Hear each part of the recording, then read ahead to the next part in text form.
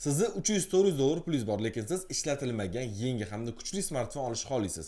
Men siz uchun xuddi shunaqa smartfonlarning top 5 ro'yxatini tuzib chiqdim.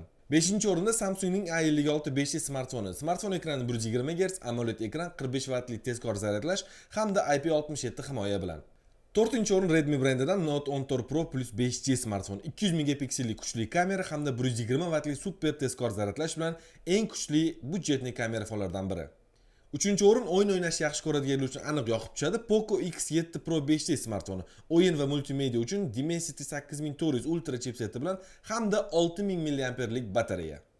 2-o'rinda ancha mashhurlikka erishgan Honor X9D 5G smartfoni. 8300 mAh batareykasi hamda eng kuchli hisoblangan IP69K himoyasi bilan. 1-o'rinda esa o'zim ishlatib, test qilib, sinab ko'rgan hamda noyobligi bilan ajralib turadigan smartfonni tanlashga qaror qildim. Nothing Phone 1.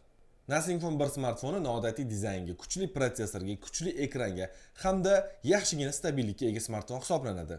Ushbu smartfonlarni bunaqa narxda qayerdan olishni bilmayotgan bo'lsangiz, men yangi Telegram kanal ochdim. Ushbu kanalda siz telefoningizni qimmatroqga sotishingiz yoki arzonroqga yangi telefon olishingiz mumkin. Kanal linki videoda. Obuna bo'lib qo'ying.